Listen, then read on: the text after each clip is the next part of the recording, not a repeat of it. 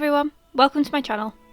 Last month on Twitter, there was a huge influx of drawings of a specific creature, the tiger. That is, of course, because 2022 is the year of the tiger in the Lunar New Year or Chinese New Year calendar. And this has provided a unique opportunity for me to indulge in something that I have been considering for a while, which is to revamp my old tiger OC. And as with most of my ideas, this quickly expanded to include more than I had originally bargained for. So in this video, I'm going to redesign my old tiger OC and the character she is often seen with, my old panda OC. My goal being to make them suitable to fit into a story that I'm working on in my free time. I vaguely touched on this work in progress in my last video and mentioned that I hope to eventually be able to make a comic out of this story. Now I won't lie, I'm a sucker for an OC. I'm one of those awful artists who has a huge stockpile of OCs that I draw once and then cast them aside. I'm so sorry. So I really had to go back to find these characters to begin with, and with all the time that's passed, it's clear to me that I wouldn't draw them the same way anymore, and they were in desperate need of a revamp. Let's start with the tiger. As far as I can remember, she was originally designed on a live stream back in 2014. I wanted to draw a cute girl and she was the first thing that came to mind. She was just a nameless tiger girl until a few months later in 2015 when I gave her a friend. A panda girl that I designed at some point in the past but not given a name or personality to. I'm not sure if I'd recently watched Kung Fu Panda and got enticed into this, or if I just thought they'd make a cute pair. Who knows? This Patreon exclusive image was the first instance I found of the characters together, and the first confirmed naming of both of them. The tiger's name was Raja, yes, like the tiger from Aladdin. I'm such a Disney fangirl.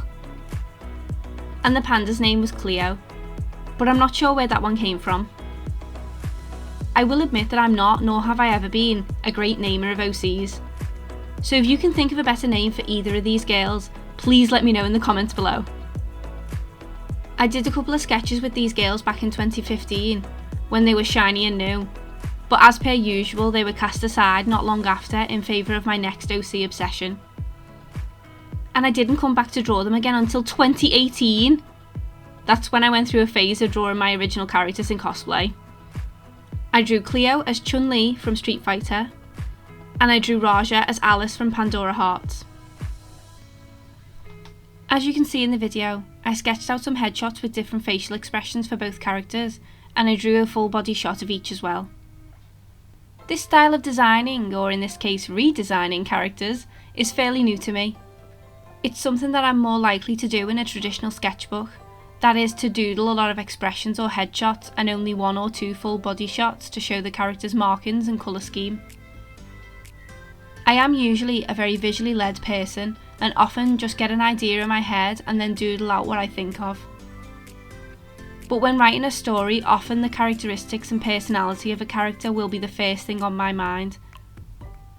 And then I have to work with a sort of mood board where I can have a species with traits similar to the character or a clothing type that fits the personality on the canvas as well. Don't get me wrong, I know that this won't work for everybody. I actually think that there is a reason that this concept is new to me, and that is that I used to find having references and character ideas on my canvas very distracting and overwhelming. I think I have grown to see the value in having images on hand to take inspiration from, and when it came to redesigning these two, I wanted to check in on how well my younger self had managed to portray the ideas that I had in my mind.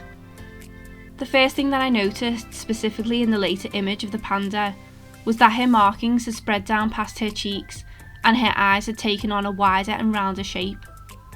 When compared to the earlier sketch, I could see how I attempted to adapt the design to fit my style at the time, but I wanted to return to the markings and eye shape from my original idea, and so I gave her smaller eye markings and monolid eyes.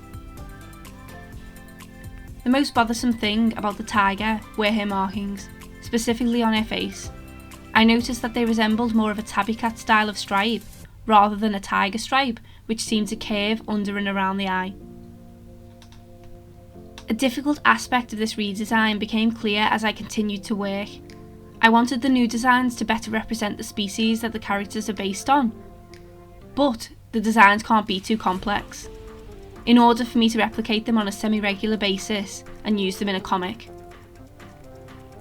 Although these characters are likely to fill the role of a side or background character, I still want them to be enjoyable for me to draw into the story, and to achieve that, their designs need to be at least a little bit simplified. This turned out to be a pretty easy task with the panda, as her hair, ears, eye markings, arms and legs were all one colour, and her face and stomach, which we don't see in this piece, are all another. The tiger, on the other hand, not so easy. So after battling with myself, I decided to keep the facial markings to a minimum, reduce the amount of markings on her arms and not apply stripes over the lighter belly colour. Essentially limiting her stripes to her back, tail, upper arms and thighs. I'm still not 100% sure on it, and I won't hold myself to it in case I need to simplify it further in the future. But for now, I'm pretty happy with her and think she looks very much like a tiger. As for the clothing style of these two, I decided to take inspiration from my first drawing of the tiger, where she is seen jogging, and I gave her a more sporty style, with some jogger pants and a cropped t-shirt. Then with the panda, I was inspired by an outfit that I saw on an advert for an online clothing store. It was a nice high neck top and a checkered pinafore combo. Very cute. Anyway, I hope you enjoyed this video. If you'd like to see more of my artwork, you can follow me on the social media accounts listed on screen, and I'll also leave links in the description below. Please consider subscribing to my channel to help me grow, and like the video if you want to see more videos like this. Thanks for watching, and I'll see you soon.